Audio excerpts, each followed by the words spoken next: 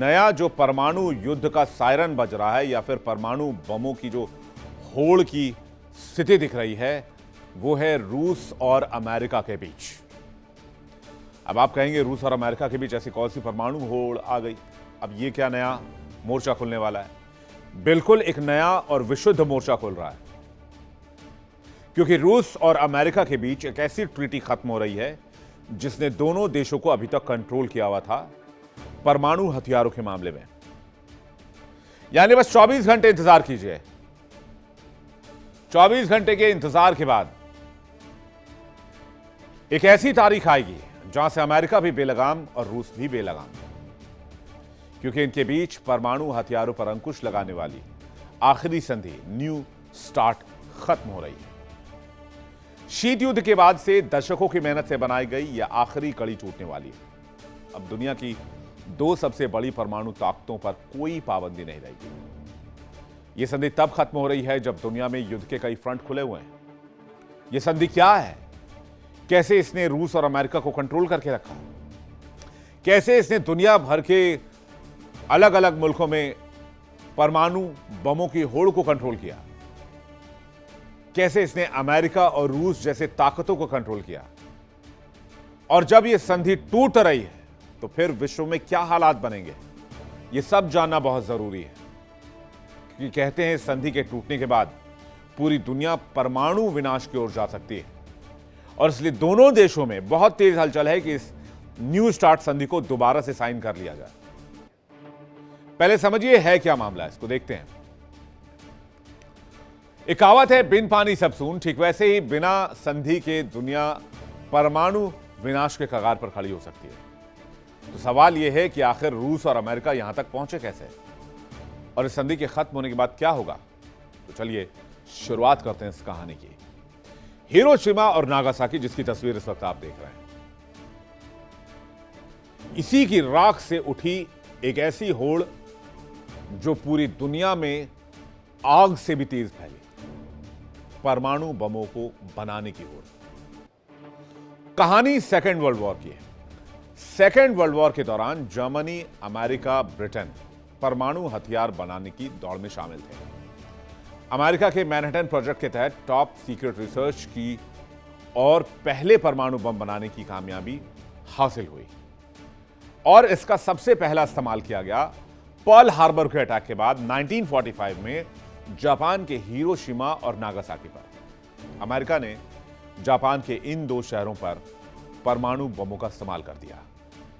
इन बमों ने दुनिया को दिखाया कि यह हथियार कितना विनाशकारी है, और इसका विनाश न सिर्फ क्षणिक होता है बल्कि दशकों तक मौजूद रहता है। सोवियत संघ को एक जासूस के जरिए इस प्रोजेक्ट की भनक लग गई। 1949 में कजाकिस्तान में सोवियत संघ ने अपने पहले परमाणु बम का परीक्षण कर दिया, और बस यहीं से शुरू हुई वो होड़ जिसने पूरी दुनिया को परमाणु बम के रेस में पहुंचा दिया। इतिहास में दर्ज है कि अमेरिका और रूस दोनों देशों ने एक दूसरे से आगे निकलने की जद्दोजहद में हजारों परमाणु बम इकट्ठा कर लिए। शीत युद्ध के चरम पर दुनिया में 70,000 परमाणु हथियार मौजूद थे, यानी बारूद का एक ऐसा ढेर जो पूरी पृथ्वी को तबाह करने के लिए, एक बार नहीं सैकड़ों हजारों बार तबाह करने के लिए काफी है।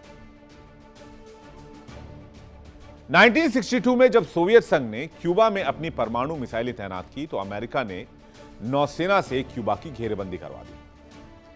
13 दिन तक दुनिया परमाणु युद्ध की कगार पर खड़ी रही। आखिरकार कूटनीतिक प्रयासों से संकट टला। सोवियत संघ ने अपनी मिसाइलें वापस ली और अमेरिका ने क्यूबा पर हमला न करने का वादा किया। इस घटना ने इन दोनों महाशक्तियों को यह समझा दिया कि परमाणु हथियारों को विकसित करना जितना जरूरी है उससे कहीं ज्यादा जरूरी है इन पर लगाम लगाना, नियंत्रण। वरना आग लगी तो फिर जैसा कि मैंने आपको बताया कि आएंगे सभी के मकान जद में, यहां पे सिर्फ हमारा मकान थोड़ी है। क्यूबा संकट के बाद दोनों देशों को इस समझ में आ गया कि हथियारों की होड़ का कोई अंत नहीं होने वाला है। तब आया एनपीटी 1970, बहुराष्ट्रीय परमाणु अप्रसार संधि, इसमें 5 मान्य परमाणु देश शामिल हुए, अमेरिका, सोवियत संघ, ब्रिटेन, फ्रांस और चीन। एनपीटी का सौदा साफ था, जिन देशों के पास परमाणु हथियार हैं वो इनमें कटौती करेंगे, जिनके पास नहीं है वो भविष्य में कभी नहीं बनाएंगे। बदले में सभी को शांतिपूर्ण परमाणु ऊर्जा की तकनीक दी जाएगी। रिपोर्ट्स ये बताते हैं कि इस संधि का असर तो हुआ।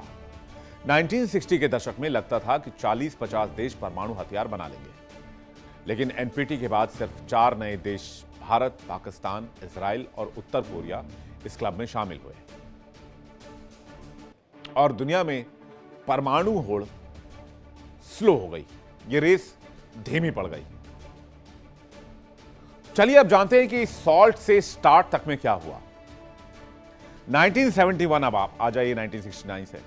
Salt 1 strategic arms limitation talks, जिसमें पहली बार परमाणु मिसाइलों की संख्या सीमित करने पर सहमति बनी। फिर 1979 में सॉल्ट 2 हुई, लेकिन सोवियत संघ के अफगानिस्तान पर हमले के बाद अमेरिका ने इसे मंजूरी नहीं दी।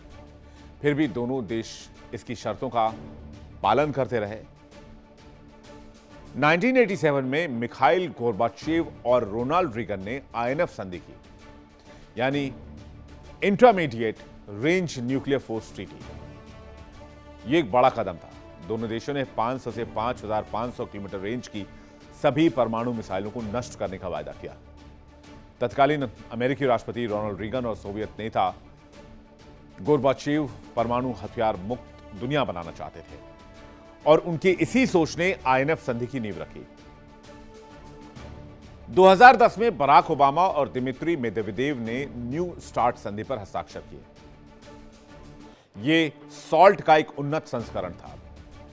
इसमें 3 बड़े प्रावधान थे। वो 3 बड़े प्रावधान क्या थे, आइए जानते हैं। अव्वल तो यह कि भाई परमाणु हथियार की संख्या में कटौती की जाएगी, परमाणु हथियार कम किए जाएंगे।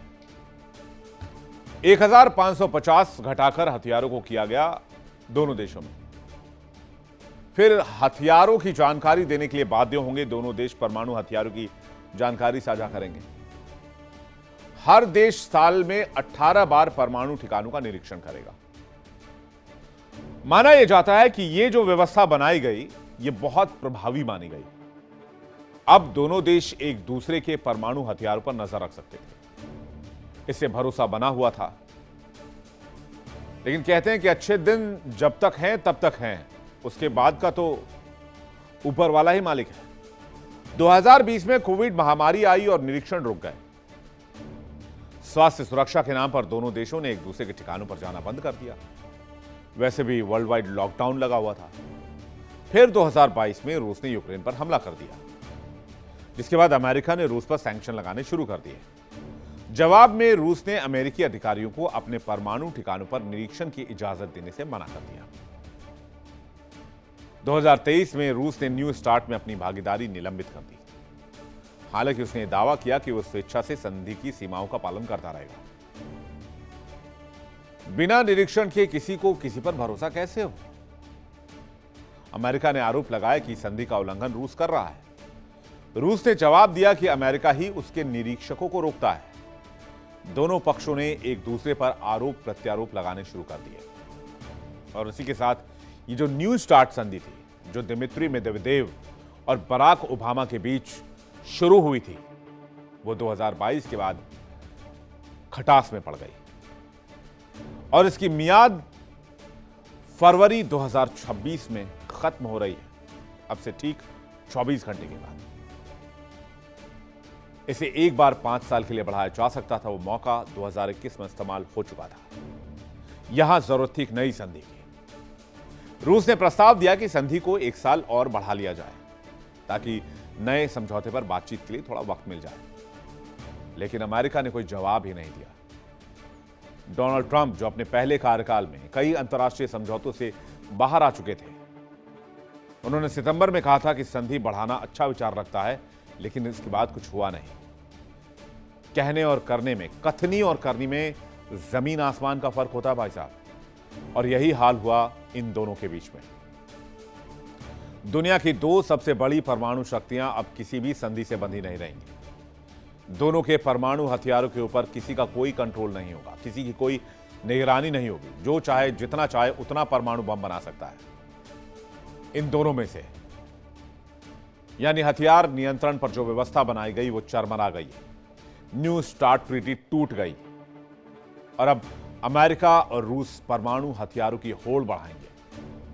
रक्षा जानकार मानते हैं कि तुरंत तो ऐसा नहीं होगा, लेकिन उन्हें सीमित रखने वाले नियम अब नहीं रहेंगे। ये बेलगाम घोड़े की तरह है, ये कोई नहीं जानता ये कहां जाएंगे। यही हाल इन दोनों देशों का ही होगा। कई विशेषज्ञों ने सुझाव दिया कि सिर्फ अमेरिका रूस नहीं बल्कि सभी परमाणु देशों को एक साथ बैठना चाहिए, लेकिन यह आसान नहीं है। चीन कहता है कि उसके पास अमेरिका और रूस के मुकाबले बहुत कम परमाणु हथियार, लगभग 500, इसलिए वो कटौती क्यों करें। भारत कहेगा कि पाकिस्तान का क्या, पाकिस्तान तो बहुत छोटा मुल्क है, लेकिन उसके पास लगभग भारत के बराबर परमाणु हथियार हैं। पाकिस्तान पूछेगा कि भारत ने हमारे ऊपर हमला किया तो फिर हमारा क्या, ये हमारे लिए डेटरेंस का प्रतीक। फ्रांस, ब्रिटेन, इजराइल, उत्तर कोरिया, सबकी अपनी अपनी दलीलें हैं। विशेषज्ञों की माने तो निकट भविष्य में कोई बहुपक्षीय संधि नहीं हो पाएगी। जब 2 में नहीं बनती तो फिर 9 में कैसे बनेगी। परमाणु क्लब में आज की तारीख में कौन कौन से देश हैं और कितने परमाणु हथियार हैं इस दुनिया में, जानकर आप चौंक जाएंगे। हालांकि पहले से यह संख्या कम है। 9 देशों के पास 13,000 परमाणु हथियार हैं। रूस के पास 5,459 परमाणु हथियार हैं, सबसे ज्यादा। इसके बाद अमेरिका की बारी आती है, 3,700 परमाणु हथियार। हालांकि यह संख्या और ज्यादा हो सकती है अगर हम कुछ और रिपोर्ट्स जैसे सीपी और कुछ और रिपोर्ट्स को देखें। चीन के पास लगभग 500 परमाणु हथियार मौजूद है, 550 की संख्या बताई जाती है। फ्रांस के पास 290 परमाणु हथियार हैं, ब्रिटेन के पास 225, इजराइल के पास 90, उत्तर कोरिया के पास 40 से 50। भारत के पास लगभग 190-191 के आसपास परमाणु वॉरेंट्स हैं। शीत युद्ध के समय जो संख्या 70,000 परमाणु हथियारों की थी वो घटकर 13,000 रह गए।